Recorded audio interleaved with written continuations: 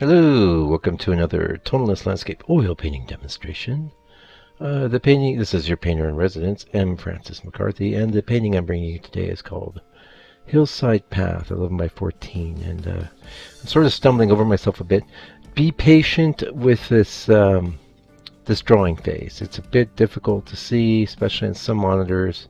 I'm painting on a dark board with it's 100% black, so the dark boards and now the board's been primed with oil, so you're seeing a bit of a reflection of the light on the oil, which just exacerbates the whole issue. But I would encourage you to stick in there until at least like around the three minute mark. I start popping in color and things become more clear, which is interesting because I'm painting this with the black on the dark, and it is a super complicated scene. It's a scene I painted before, quite dense woods.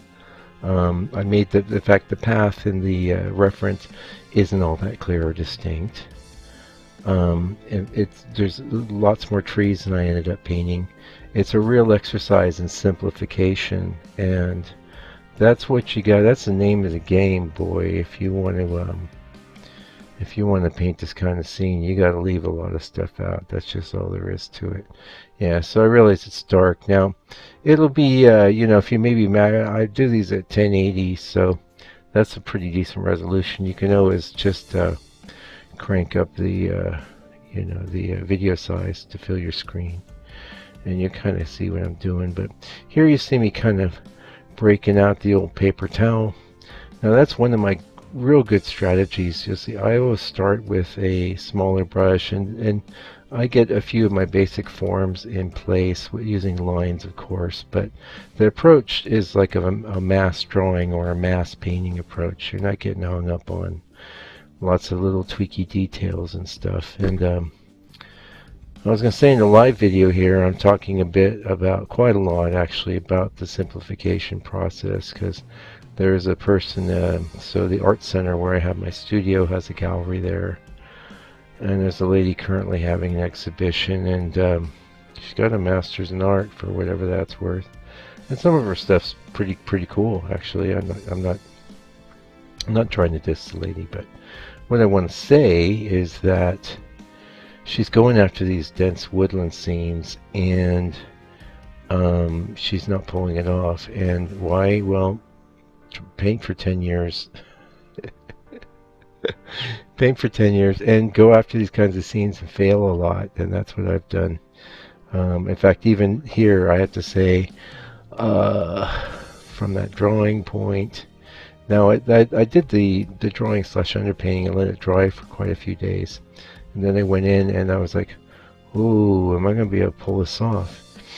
And there was a scene I put up on the channel not that long ago of a little stream, also extremely complicated scene that I'm always endeavor to simplify. And so what you do is you just pick things, and then once you have picked things, you just reinforce the things you picked. You ignore the other input that's coming to you from your reference. Whether this would apply whether you were outdoors painting in plein air, and I mean there's even more detail there if you think about it. The nice thing about photographic reference, it's already been flattened to 2 dimensions for you. And you can modify your reference somewhat. You can throw throw color tints in it and things like that. I do all sorts of things. I didn't do much to this except kind of pump up the yellows, I guess. Yeah. So we're in the woods. That light you see is sunlight from the other side of this hill. And we're going to be painting a lot of leaves being hit by the light and things like that. It's going to be pretty cool. I think you'll enjoy it. And actually, the painting ended up quite good. I'm doing it for this upcoming show. I have 11 by 14 frames in my inventory, so I'm doing a bunch of 11 by 14s. Now, 11 by 14 you can use for horizontal or vertical. Frankly, it's really ideal as a vertical. It's okay as a horizontal. It's not much off in proportions from an 8 by 10, to be honest. It's just a slight bit wider, very slight. There's lots of times I have maybe sized my reference for 8 by 10. That just happened recently, and decided, well, gee, I don't have an 8 by 10 board prepped. I'm going to do 11 by 14 because I have a bunch prepped for the show. Boom, boom, boom. We're on. And I would say, though, even though that 8 by 10, it's very square. It's perfect for a portrait orientation. But when you go for a landscape, it's like, you really miss some of the potential panoramic aspects of the landscape. You really have to focus in. But it can be done, and it is a great exercise. I totally recommend it. And the real brilliant thing about 8 by 10s and 11 by 14s is you can, lots of times, you can find frames in the thrift stores and things, which is good because if you're a painter, you know framing is expensive, you know. I have a lot of different strategies for dealing with that. I'll maybe do a video dedicated to it one day, but suffice to say, I try and buy wholesale when I can, and if I can't, I always go, if you have a custom framer, you know, find out who the owner is, okay? In fact, this is business 101 for you. Always find out who the owner is. They're the person that really cares about having your business. He may be lucky and he has an employee or a manager that, you know, is in that camp as well, but don't be trying to make dealios with the gal behind the counter. Say, oh, is the owner here? Say, yes, let me get him or her. In my frame shop over here, it's a her. It's a ma and pa outfit, but she's the one that's going to be making the deals. He's going to go, you know. I go to the owner and I say, you got any like odd bits of molding around, you know, little leftover scraps and things from. They'll say, yeah, come on back. You know, you find the molding that'll work, and you say, what I always do is I've got a budget of like $45, which, you know, for a custom frame, give me a break. That's going to be, but you'd be surprised. They're sitting. I was a framer in my 20s, okay, and early 30s. So let me tell you, if you've got leftover molding from a lot of your jobs, and you're sitting on it hoping you're going to sell that, you've got just cash tied up. So from the standpoint of the owner of the business, they're going, yeah, I can turn this into $45. That's great. I can use the $45 to buy some new stock, or pay my employees, or pay my rent, or pay my power, or the myriad other expenses that are involved with a small business. But that's one thing I can definitely recommend, especially if you've got a painting it's an odd size, you know, which I don't recommend. I recommend working in stock sizes. You know, you got your, well, you know me, 4 by 6, 5 by 7, even 6 by 8, 8 by 10. I have been finding 8 by 12 and some stock sizes, which is great because that's the proportions that come out of a full frame camera. You know, that's the golden mean as well. 8 by 12, yeah, if you can find it. 9 by 12 is more common. 11 by 14, 12 by 16. Sometimes you'll see 12 by 14, which is like very much like an 8 by 10, but not too often. 1620 is a real standard. From there, maybe 2024, 2228, 24 by 30, and 2436, and then of course you got your 3040s.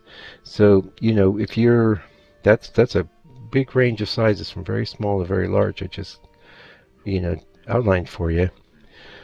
Those are stock sizes, so it makes sense for you, even if you're going to do some custom framing, to work in those stock sizes, because you'll be surprised. In fact, if you live in the States, man, you can pick up pretty cool frames off the Overlord Amazon there. You know, I'm sure there's dealios to be had there, or you can get frames from Jerry's Artorama or Blick's, Dick Blick's. All of those places handle framing. Also eBay. You know, and all of those frames are going to be in the stock sizes. So if you say, oh, well, I have to work 24.5 by 33, that's my favorite size. That's the size I work. Well, you can be custom framing, and then that's when you call in and ask for the owner and look for some moldings that'll work for you. Lately, I've just been settling on just very, very plain black frames. My work doesn't look good just slapped on the wall with some blue tack. It needs some kind of frame, but if I want to get a gold leaf frame out here, I might be paying something about, a good chunk of what I'm actually selling the painting for. And it's also, you're making a design choice for the customer there. And they might love your image, but a lot of people don't have much imagination. And if you've popped in a super ornate gold leaf frame, which I have plenty of in my studio, don't think I don't. That just automatically go, oh, that one won't work because my decor is not like that. So, but a simple black frame will still finish off the painting, and it can look quite nice actually. Especially since I paint with black as one of my colors too. That's really been a big part of the decision, because I've tried a few just plain old black frames, and it used to be I'd go for something that was a warm black or had some sort of tonal quality to it, but lately that hasn't been in the offing. Anyway, we went off on a framing tangent there. That's all good. We all got to deal with framing, and that's good advice I've given you with the stock sizes if you haven't thought of it already. Of course, a lot of you like working on those pre-stretched canvases.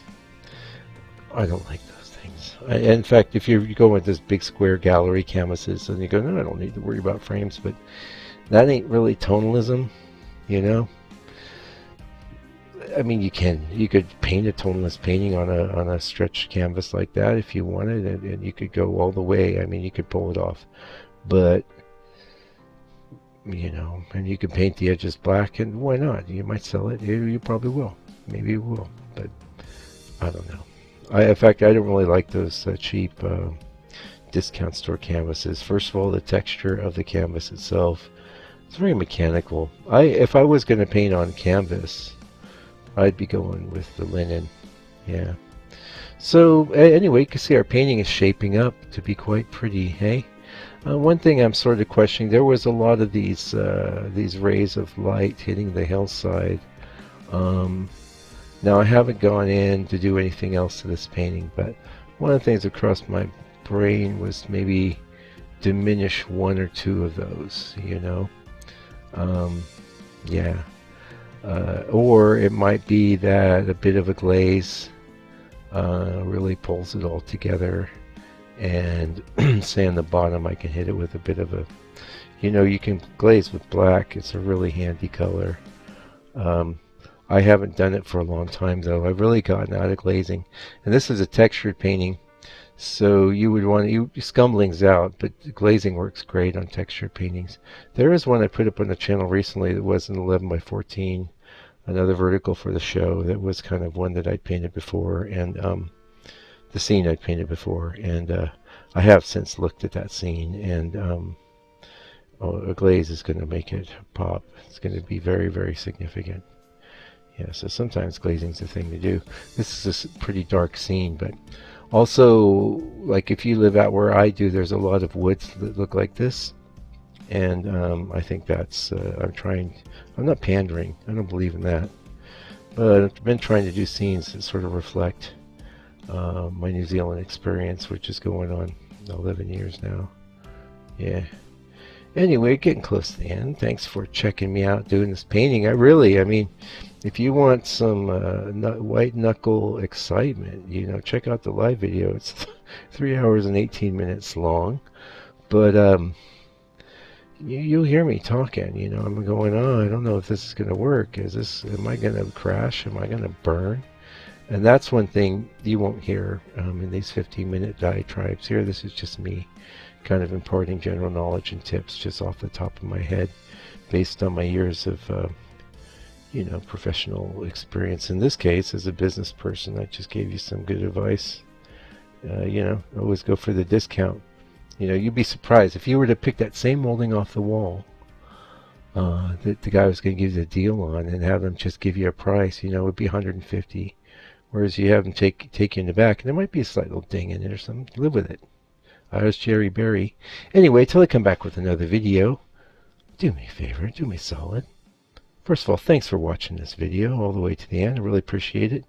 I don't care about the likes, but I do like comments. So, you can say, hey, Mike, and until I come back with another video, please do me a favor, take good care, stay out of trouble.